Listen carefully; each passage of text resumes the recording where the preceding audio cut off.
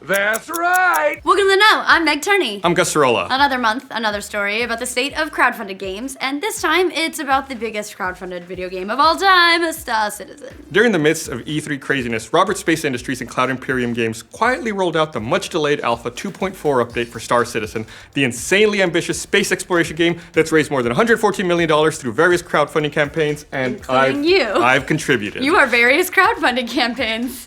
In addition to finally creating a persistent universe, it only took them 3.5 years, but hey, we're not going to be too salty. The 2.4 update also brought with it some terms of service changes that basically kill any hope of ever getting a refund for the game. Considering the very expensive game is already well past its initial November 2014 release date and has already had some previous controversy about dishing out refunds, well, it's kind of a big deal for the backers who are getting more than a bit impatient. Not me. Not you. I'm You're patient. ready. I'm cool. Take your time. Everything's cool with Gus over here. I could see other people being impatient. Yes, That's fine. That's fine.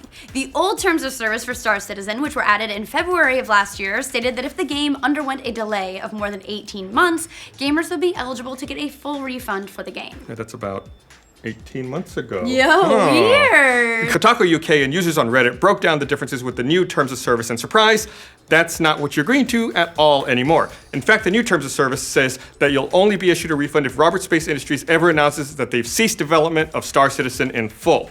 So there's the in full there, I think is really a turn of phrase that's important. Yes. So here's how that section now reads in the terms of service that you would never read yourself. You agree that any unearned portion of your pledge shall not be refundable until and unless RSI has ceased development and failed to deliver the relevant pledge items and or the game to you.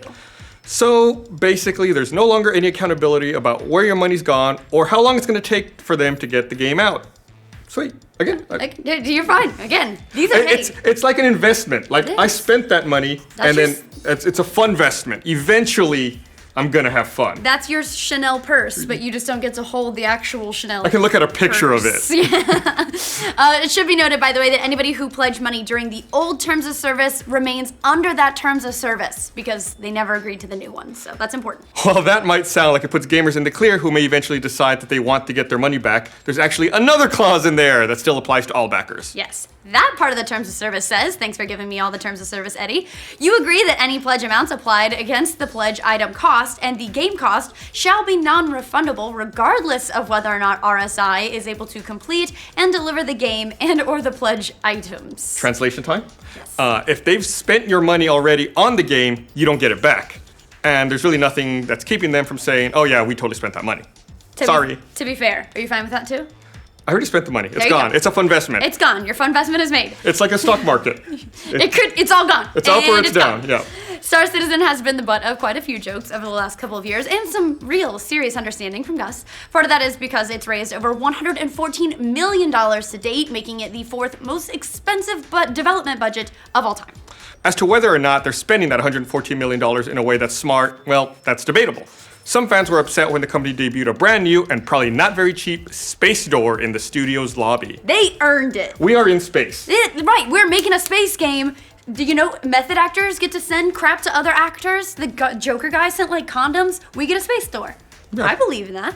They also ran into some trouble over their customer support when it was found out that support personnel were labeling customers in their databases with labels like snowflake, goon, and high maintenance. Yeah, that's ouch. You can't get behind that one. Can't get behind that one. The plans for Star Citizen have constantly changed as the scope and budget of the game ballooned to ridiculous proportions. As a result, they've missed multiple milestones and release dates. However, they've gotten slightly back on track a little bit, with more substantial updates hitting over the last 6 months. So it's your fault that it's taking so long, is what we're saying there. However, when you add news of the reworked refund terminology to the announcement in April that Star Citizen is now going to be released as a minimum viable product, it does cast a little bit of doubt about the state of the game that it's currently in, and when we're ever going to see what was originally promised at the start of the whole campaign, which, by the way, was back in 2012. Wow, that's crazy. Yeah. For those of you who don't know, a minimum viable product, or MVP, is a slightly different way to release a product, one which allows greater learning about a product at lower costs rather than delivering something with a ton of features that may miss the mark. Pivoting to MVP basically means that Star Citizen can perpetually redefine its own release date and the state of the final product in terms of what was promised. When the MVP finally releases, whenever that is, Robert Space Industries will have totally covered themselves, legally speaking, against people upset about some of the core features being missing from the game, even if it takes them years to add those in modular updates. I'm not as cool with that one. Yeah, that one not so great there. We're gonna back it up. Robert Space Industries has also had some other trouble with refunds in the past, but ultimately said they'd issue refunds to anybody who really wanted them. Now, not so much. Now, to be fair to Star Citizen and Cloud Imperium Games, the game is on a decent track to hit that point later this year. The 2.7 update will reportedly have a procedural planet generation, which is one of the big features still missing from the game. Is that what's missing for you, Gus? Yeah, it's missing from the game. It's missing from the game. To use my flub. It should also be said, for fairness sake, that Star Citizen is attempting to cobble together a lot of different game mechanics and systems into an extremely ambitious game. Naturally, delays are going to be part of that. A delayed game is good eventually, a bad game is bad forever. And so far, it looks like they're going to be able to deliver a game in some kind of decently playable fashion fairly soon. Hopefully. The problem is, there's no telling when the game, as they first sold it to hundreds of thousands of backers, will actually become a reality, and if they're removing this kind of language from the terms of service, that could be light years away at this point. A little bit of space humor for you. However, the other side of the argument is it also means that Star Citizen will be a game that continues to evolve over years, updating and getting newer, bigger, cooler, better features. At least, that's how Chris Roberts is spinning it, because of course he is. And if you're like us, that's a good way to look at it.